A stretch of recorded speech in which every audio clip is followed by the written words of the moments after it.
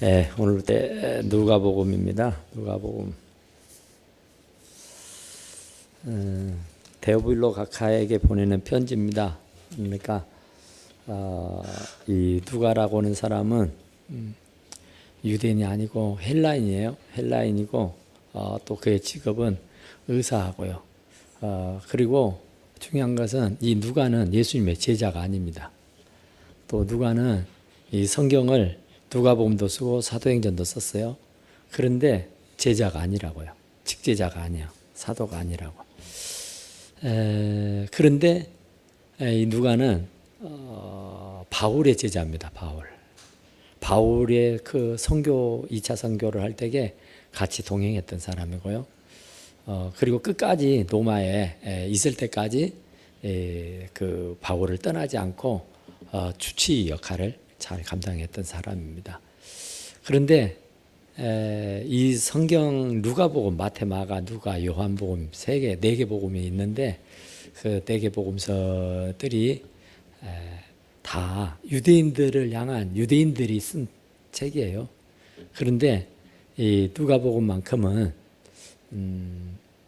유대인들에게 쓰는 편지라기보다는 이방인들에게 쓰는 얘기입니다. 이방인. 그러니까 마태, 마가, 요한복음은 유대인들을 위해서 쓴 책이에요. 그런데 누가복음은 헬라인이라고 했잖아요. 이방인이요. 그런데 그 이방인의 입장에서 이방인들이 듣고 잘 이해할 수 있도록 이방인의 입장에서 잘 풀어서 써놓은 책이 누가복음입니다. 그러니까 마태복음, 마가복음, 요한복음 등은 그 문화를 모르면 이해가 힘들잖아요. 그러니까 하나님 말씀을 기록해 놨는데 그 풍습 또 그 문화 그리고 그 삶의 자리를 가보지 않고 보지 않고 알지 못하면은 이해하기가 굉장히 난해하죠. 그래서 누가는 이방인이기 때문에 여기 보니까 우리 중에 이루어진 사실에 대하여 처음부터 목격자 말씀의 일꾼들이 전하여준 그대로 그 내력을 저술한다. 그러죠. 그러니까 당신도 많은 사람들에게 기독량을 해서 들었어요. 당신이 직접 본 것은 아니야. 직접 들은 것도 아니야.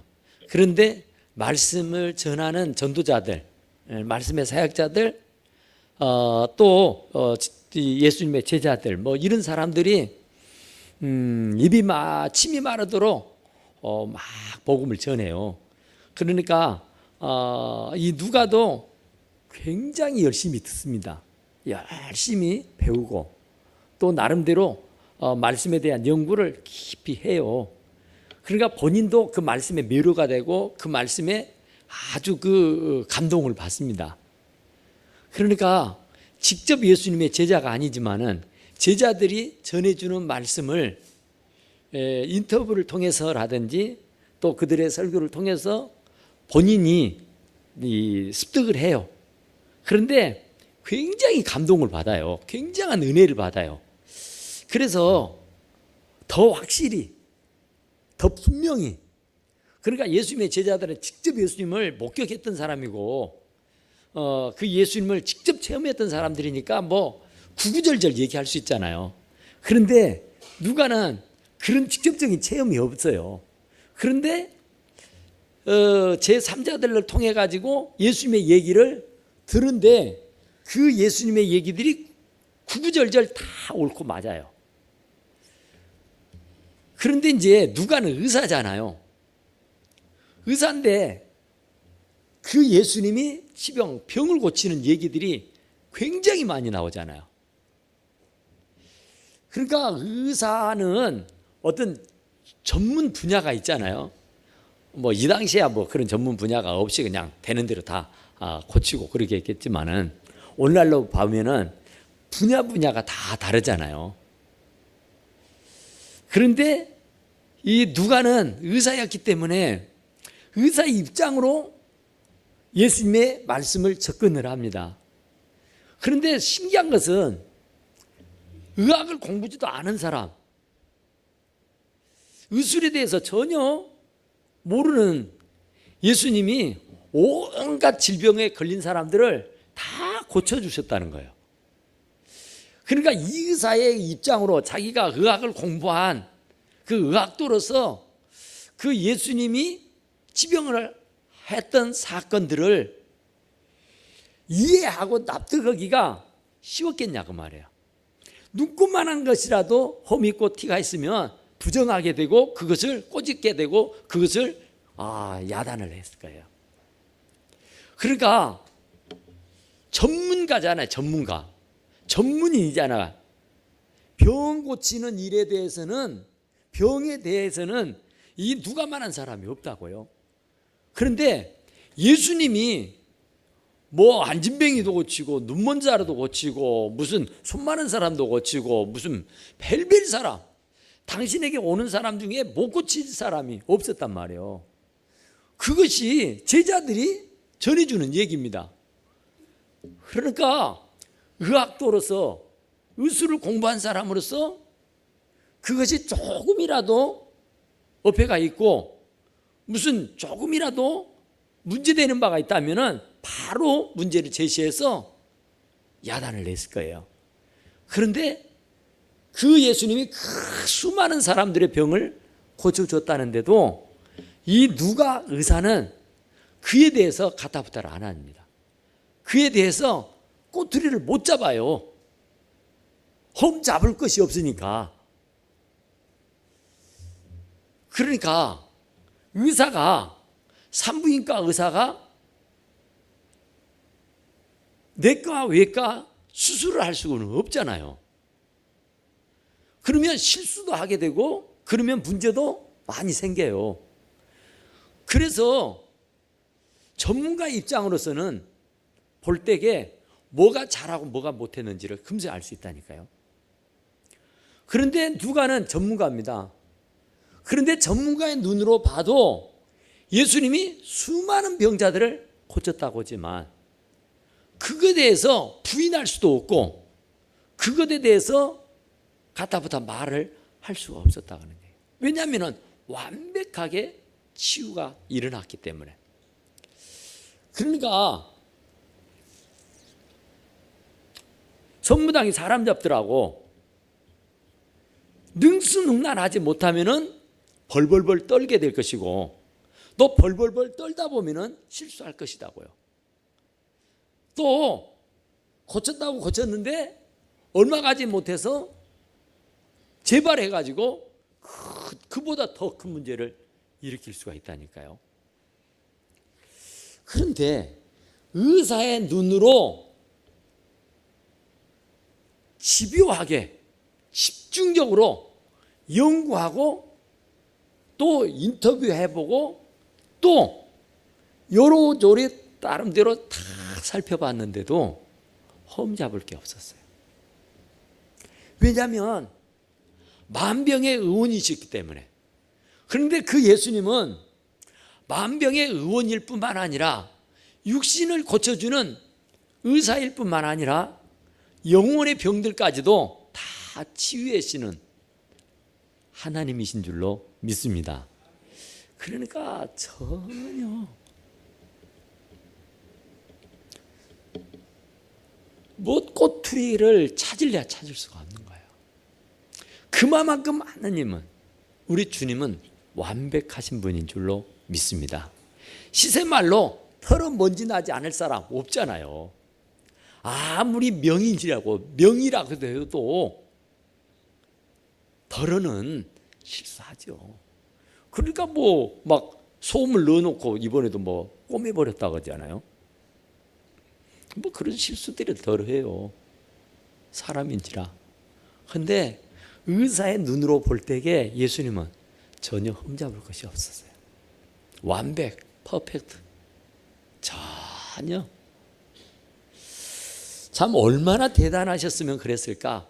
그러니까 이 누가가 배울 만큼 배운 사람이 지위와 명예를 한 몸에 쥐고 있던 사람이 예수님을 더 집중적으로 연구했다니까요. 본인에게도 큰 도전이 되고 본인에게도 큰 은혜가 되다 보니까 아주 빠져들어가요. 예수님에 대해서 아주 자기도 모르게 막 빠져드는 거예요. 그래서 예수님에 대해서 연구를 해요. 많은 사람들과 인터뷰도 하고 많은 사람들을 만나서 대담도 하면서요. 그런데 그런 일들이 자기만 그런 게 아니라 자기 이전부터서 계속해서 그런 얘기들을 전해 오고 있었다는 얘기죠. 우리 중에 이루어진 일이라는 것이 예수 그리스도의 모든 역사적인 사실입니다. 예수님이 동정녀 마리아에게서 잉태되어서 태어났다서부터서 예수님이 십자가에 달려 죽어서 사흘 만에 부활했다. 그것도 40일 동안 있다가 다시 하늘로 승천해 가셨다. 그리고 이제 때가 되면 다시 오신다. 이런 사실들, 예수님의 일련의 사건들을 아주 쭉 해가지고 아주 사람들마다 전해오고 있었다. 그런 얘기예요. 처음부터 목격자, 처음부터 예수님이 하시는 일을 목격했던 목격자들, 예수님의 제자들, 사도들이겠죠. 제자는 아니고 사도는 아니지만 그래도 예수님을 가까이에서 지켜보았던 사람들의 얘기죠. 그러니까 이런저런 일들로 예수님에 대해서 목격을 했던지 또 내가 직접 눈으로 보고 체험을 했던지 어쨌든 그런 사람들이 많이 있었어요. 말씀의 일꾼들, 그러니까 전도자들이죠. 그런 자들이 전하여 준 그대로 그 내력을 저술하려고 한다고 얘기해요. 당신이 지금 누가복음을 쓰는데 이건 내가 체험한 얘기가 아니에요. 내가 듣고 보고 한 목격담을 써놓은 게 아니에요. 이것은 이전부터서 전해 내려오던 얘기들을 당신이 집중적으로 더 연구한 거예요. 연구. 그리고 종합해가지고 당신이 펜으로 쓴 글이에요. 그러니까 연구 논문이나 다름없어요. 여기저기 사람들을 많이 인터뷰하고 여기저기 사람들을 많이 만나보고 하여튼 예수님에 대한 얘기라고 하는 것은 하여튼 이 사람 저 사람을 통해서 많이 귀담아 듣고 나름대로 연구하고 그것을 토탈적으로 종합해 가지고 기록한 책이라고요. 그러니까 마태가, 요한이, 마가가 썼던 걸 보다는 그 책들은 본인들이 직접 체험한 내용을 본인이 직접 쓴 거래요. 그런데 마가는 여기저기서 주워들은 얘기들을 종합적으로 모아가지고 집대성해 놓은 책이라니까요. 그러니까 어찌 보면은 누가의 연구 논문이나 다름없어요. 그러니까 어디서 그냥 뜬금없는 얘기를 써놓은 것이 아니라 굉장히 많이 연구하고 굉장히 많이 수집해가지고 모아놓은 결과라고요. 그러니까 여기에는 조금도 오점이 있을 수가 없죠. 하나님의 말씀을 늦고 빼기 할 수가 없다, 그죠? 그래서 이 누가는 그대로 내력을 저술하려고 붓을 든 사람들이 많았어요. 그런데 당신도 너무나 많은 체험을 했고 많은 사람들로부터서 간접 체험을 한 거예요. 예수님에 대해서. 그런데 이 누가에게는 어떤 마음이 있었느냐 하면은 나는 미력하지만 나는 직접적인 체험은 하지 않았지만 내가 주님을 만져봤다든지 내가 눈으로 목격했다든지 내가 뭐 주님과 함께 동거동락을 한 적은 없지만은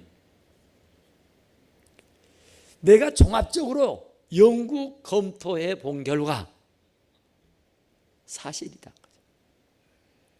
그래서 나 혼자서 엄청난 은혜를 받았어. 혼자서. 그러니까 직접적으로 예수님과의 어떤 미팅은 없었지만 간접 체험을 통해서 느끼는 것은 직접 체험을 했던 사람들보다 더 업되어 있었다고요. 그래서 제자들도 그 예수님을 체험하고 난 연후에 그것도 성령, 마가다락방에서 기도하던 중에 성령을 충만히 받고 난 연후부터서 복음을 전하기 시작했죠. 그전에는 혹시나 예수님 편이다 그래서 목이 달아날까 두려워서 숨어서 전전긍긍하고 있었어요. 그랬는데 성령을 받고 난 연후에 그들이 물불을 가리지 아니하고 목숨을 걸고 복음을 전했던 겁니다. 그러니까 제자들일지라도 성령을 받기 전에는 그 성부 하나님, 성자 예수님, 성령 하나님 다 같은 분이에요. 하시는 일이 각각 달라서 그렇지. 그런데 그 성령 하나님, 그 하나님이 제자들과 같이 함께해. 제자들에게 성령이 임하니까 그들이 물불을 가리지 않고 복음을 전한 겁니다. 성령이 함께하지 않을 때는, 성령이 동업하지 않아 줄 때는 두려워서 무서워서 문 밖을 못 나갔다니까. 문을 틀어 잠그고 그냥 숨지고 살았어요. 그런데 어느 날 성령을 받고 성령이 내주하고 성령이 함께 동업을 해주니까 이제는 든든해지고 확신이 있어지고 자신감이 생긴 거야. 두려움이 사라져요. 그리고는 막 복음을 전한 거예요. 그런 자들을 누가가 만난 거예요. 그러니까 성령이 너희에게 임하시면 너희가 권능을 받고 예루살렘과 온 유대와 사마리아 땅끝까지 이르러 내 증인이 되리라 그러잖아요. 성령이 임하니까 그런 거예요. 성령이 임하기 전에는 제자일지라도 예수님을 직접 목격하고 체험했던 제자들일지라도 죽음이 두려워서 숨어 지냈다니까요. 숨죽이고 문을 때려 잠그고 그랬는데 마가다락방에서 성령을 받고 난 후부터서는 문을 박차고 튀어나가서 예수님을 전한 거예요. 그런 자들을 누가가 만난 거예요. 그러니까 얼마나 확신에 차 있겠어요. 그 제자들이 막 뜨거워서 견딜 수가 없죠. 막. 그런데 그런 뜨거운 제자들을 이 누가가 만난 거예요. 그러니까 누가도 그 영향을 받아서 본인도 뜨거움을 체험을 해요. 성령의 체험을. 그래서 나는 어떻게 주의 사명을, 주의 일을, 주의 복음을 전할까? 이 누가에게는 누가 있었냐면 데오빌로라는 사람이 있어요. 데오빌로, 가라 그러잖아요. 그러니까 로마에 아주 높은 관직에 있는 사람이에요. 관료고요. 가라고 쓴 거 보니까. 그런데 이 누가는 그 로마의 아주 그 높은 관직에 있는 관료에게 자기가 알고 있는 예수님에 대해서 더 깊이 있게 알려주고 싶은 거예요. 그런데 데오빌로는 이미 제자나 또 전도자들을 통해서 복음을 받아들였어요.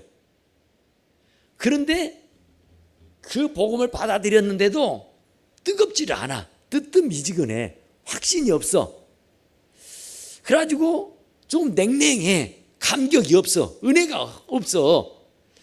그래서 누가가 이 데오빌로를 향해서 쓴 책입니다. 이게 개인을 향해서 쓴 책이에요. 개인을 위해서, 데오빌로라는 사람을 위해서. 그러니까 관직에 있고 관료였고 지위가 높은 사람이요. 그런데 이 사람이 예수를 믿기는 믿는데 뜨뜻미지근하고 확신도 없고 감격이 없어. 그런데 누가는 그런 체험이 있고 그런 감격과 그런 은혜가 있어. 그래서 이 사람에게 내가 가지고 있는 달란트를 마음껏 활용해서 이 사람에게 믿음의 확신을, 구원에 대한 확신을, 예수 그리스도에 대한 믿음을 확고부동하게 심어줘야 되겠다. 다시는 흔들리지 않고 요동하지 않도록. 그러니까 내가 구원의 감격을 누렸던 것처럼 이 데오빌로 카카도 이 감격을 누리시기를 원합니다. 그런 심정이요. 그래서 이 데오빌로 카카라고 하는 사람에게 이 편지를 쓴 거라고요. 그러니까 이 누가는 당신이 알고 있는 바를 그냥 가슴에 담아놓고 사는 것이 아니에요. 그러니까 예수님에 대한 그런 굿뉴스를 진짜 복음을 받아들이고 나니까 사람들이 막 뜨겁게 정말 열심히 복음을 전파하는 거잖아요. 그런데 누가는 당신도 그 복음을 받아들이니까 뜨거움을 체험을 했다니까요. 그래서 혼자 가지고 있을 수가 없어서 이 복음을 누구에게 나눠줄까? 이 복음이 누구에게 가장 필요할까? 하는 것을 심사숙고하던 끝에 데오빌로를 택한 겁니다.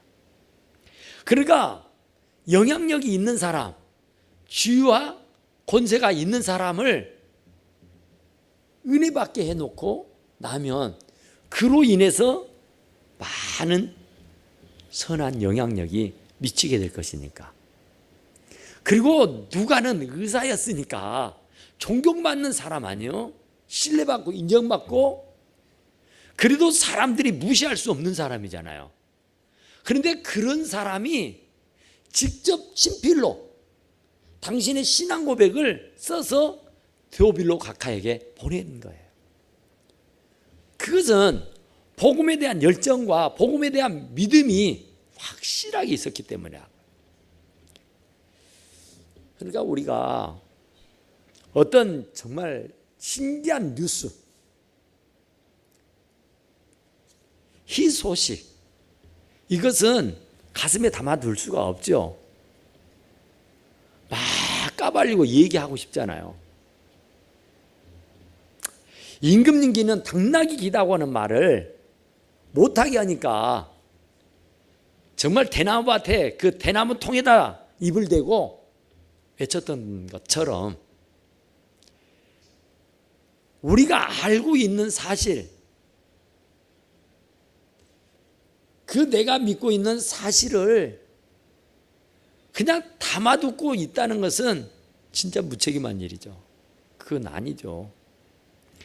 진짜로 살아있는 믿음, 구원에 대한 확신과 감격이 있는 사람은 이 제자들이 온 유대와 사마리아 땅 끝까지 이르러서 내 증인이 됐다고 했던 것처럼 이 누가는 제자들과는 달리 편지를 써서라도 그 사람, 데오빌로라는 사람의 마음을 감동을 줘서 구원의 확신을 주고 믿음의 확증을 갖게 하도록 하기 위해서 이 편지를 썼단 말이에요.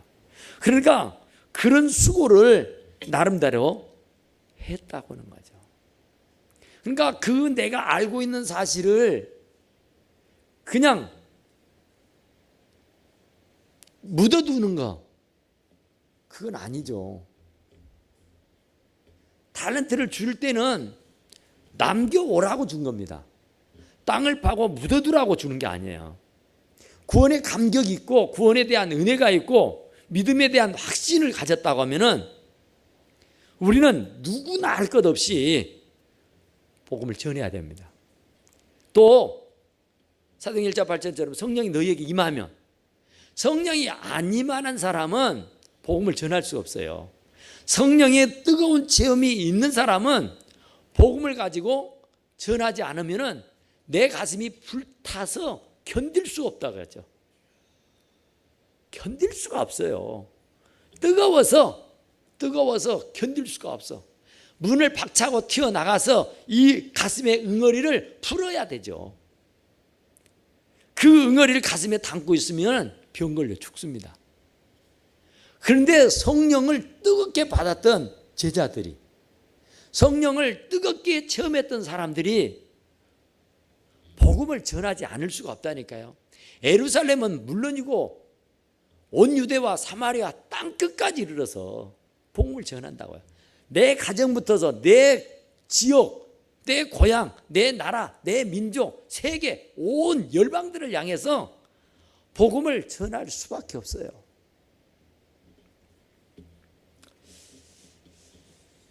그러니까 이 복음을 전하는데 혼자 하면, 내 힘으로 하면은 힘이 들고 어려워서 안 되죠.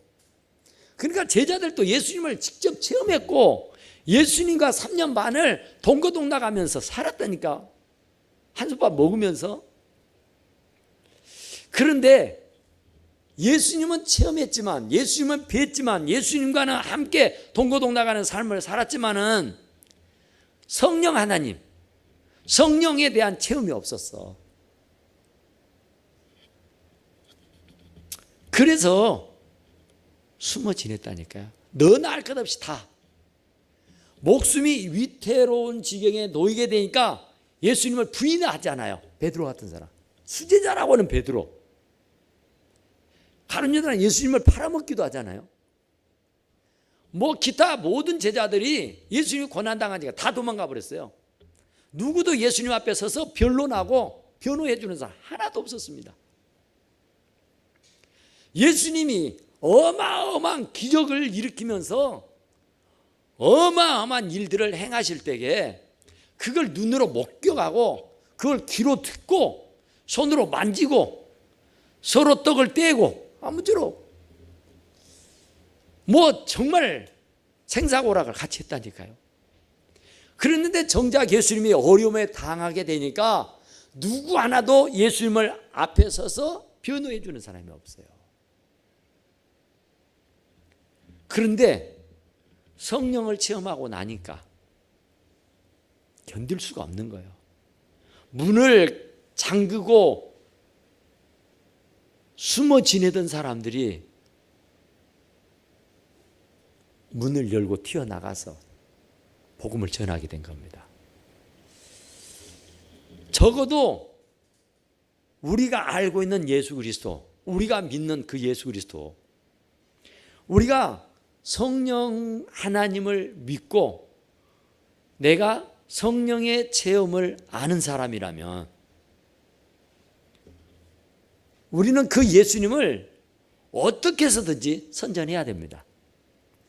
이 누가라는 사람처럼 자기가 지금까지 경험했던 모든 것을 집대성해서 편지를 써서 보내줘야 돼요. 학자들이 하면 누가복음은 신약 성경 전체의 4분의 1 정도에 부필합니다. 엄청난 분량이에요. 그러니까 당신이 이렇게 간접 체험을 해서 얻어들였던 그런 모든 지식을 총동원을 해가지고 데오빌로라 그런 그 한 사람을 구원에 대한 확신, 믿음에 대한 확신, 예수 그리스도에 대한 확고부동한 믿음을 더 굳히게 하도록 하기 위해서 이 편지를 보냈다는 겁니다. 그러니까 우리도 한 영혼을 구원하기 위해서 정말 집중할 수 있어야 돼요. 막 동네방네 뭐 사도 바울 전도 여행 다닐 때에 같이 함께 했던 사람이에요. 누가는 세계 전도를 했던 사람이에요. 그런데 또 그렇게 전도할 때는 전도하지만 또 미처 찾아뵙지 못하는 로마에 있으니까 또 그는 관료니까 쥐가 높아. 그러니까 일반 사람들은 가까이 할 수 없는 사람. 그래서 청와대에다가 직접 가서 만나지는 못하지만은 탄원을 하잖아요. 편지를 쓰잖아요. 그러면 답심이 옵니다. 그런 것처럼 바로 이 누가가 그 방식을 택한 거예요.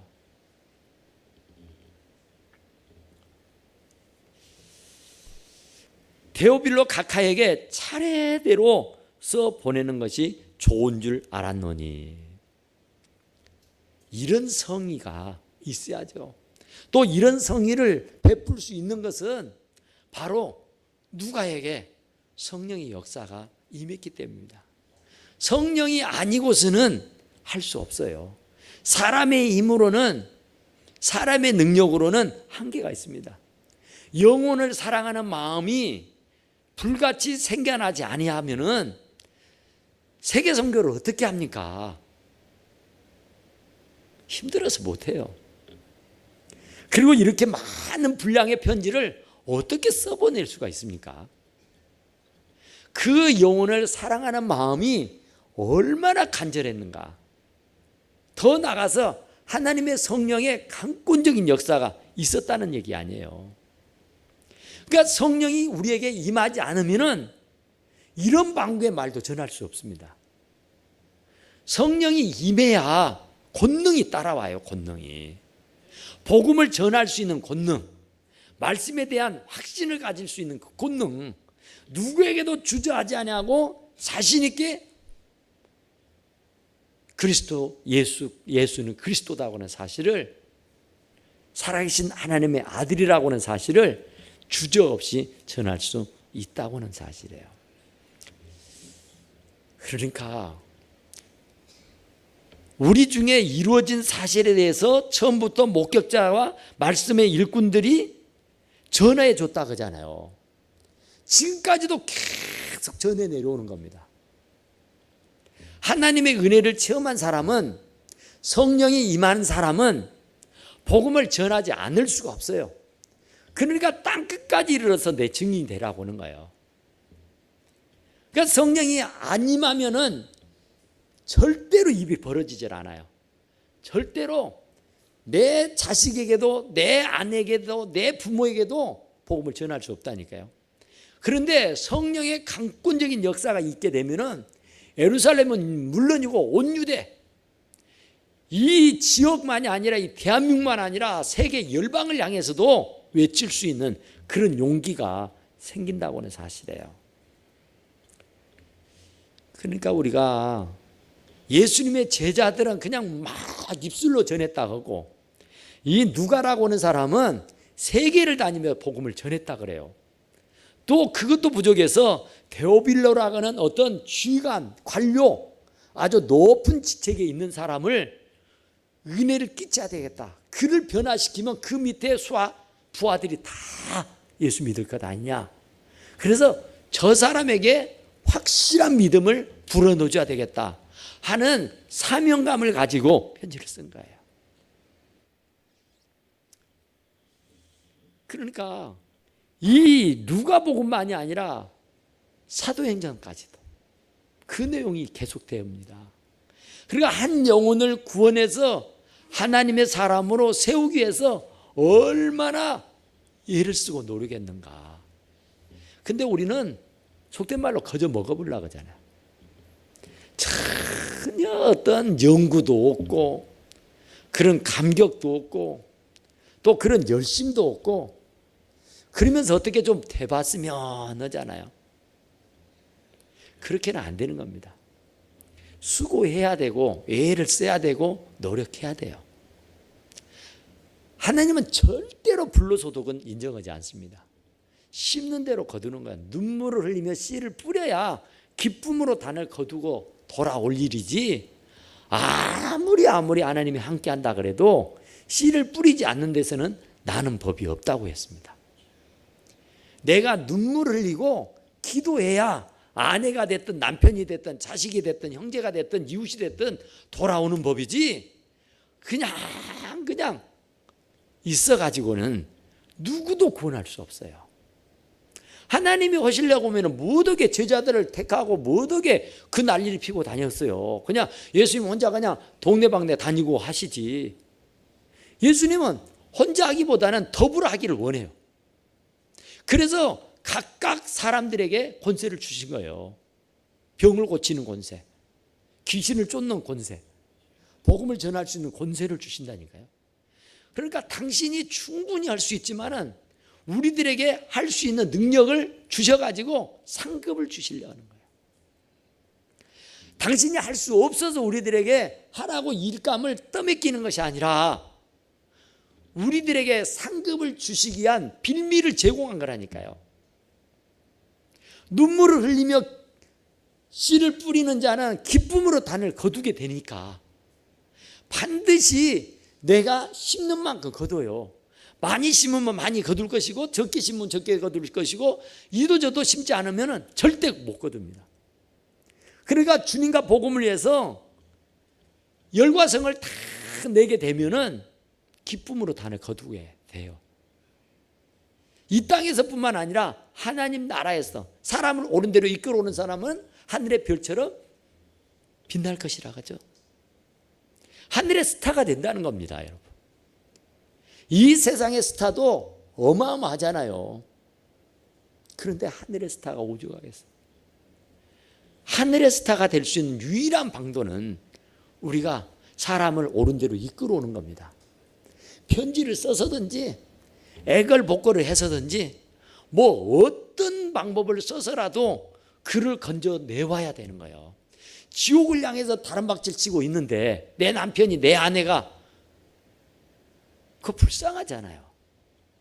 나를 위해서 평생을 고생하는 남편이 오직 가정과 나밖에 모르는 사람이 예수 안 믿는다는 이유 하나 때문에 그가 지옥으로 가게 된다면 그거 어쩌겠냔 말이에요. 그거 얼마나 불쌍한 일이에요.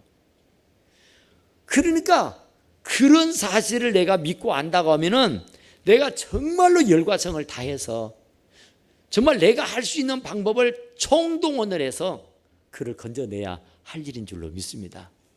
그러나 누가라는 이 사람은 이 데오빌로하고 어떤 관계인지는 모르겠어요.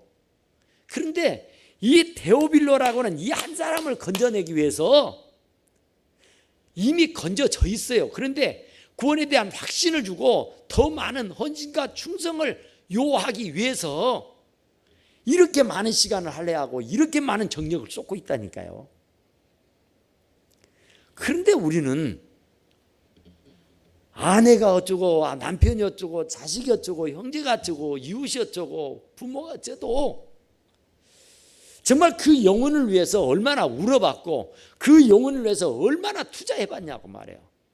얼마나 내가 헌신해봤느냐고 말이죠. 그러니까 데오빌로라고는 이 한 사람을 건져내기 위해서 이 누가라는 사람은 이 누가복음 전체로 활용을 해요.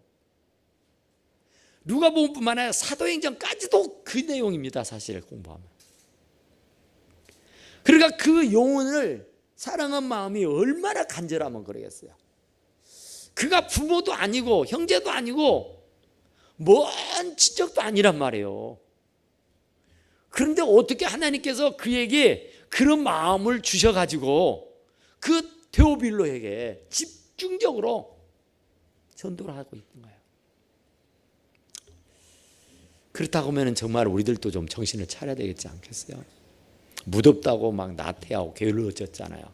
이제는 조금 더 우리들의 주변을 좀 살펴봤으면 좋겠어요. 이제 선선한 바람도 불고 이제 가을이 오잖아요. 가을에는 추수의 계절입니다. 추수 계절. 정말 추수할 때가 아무것도 없으면 얼마나 정말 허탈하고 얼마나 참 창피할 일입니까? 남들은 막 거둬들어서 뭐 가마니마다 다 챙겨 넣어가지고 막 창고에 막 곳간에 쌓칠 곳이 없을 정도로 막 쌓는데 정말 우리가 이 데오빌로 같은 그런 열정 그리고 제자들과 같은 그런 열정 이 누가가 그런 증언을 하잖아요. 계속 전해 내려왔다는 얘기예요. 계속 복음 전도자들이 바로 계속해서 말씀의 일꾼들이 있었다는 거예요. 처음부터 그 예수님을 목격했던 사람들이 그 목격담을 지속적으로 계속해서 전하고 있다는 겁니다. 그러니까 우리들에게까지도 그게 전수가 된 거예요. 그러니까 우리도 이제 우리들의 후손들에게까지 전수가 될 수 있도록 우리 대해서 멈춰서는 안 되잖아요. 우리 후손들에게까지도 계속 흘러갈 수 있도록. 그러기 위해서는 우리가 정말 제자들과 같이 누가와 같이 복음에 대한 열정으로 섬길 수 있게 되기를 간절히 축원합니다. 기도합시다. 우리 하나님 앞에 기도하게요.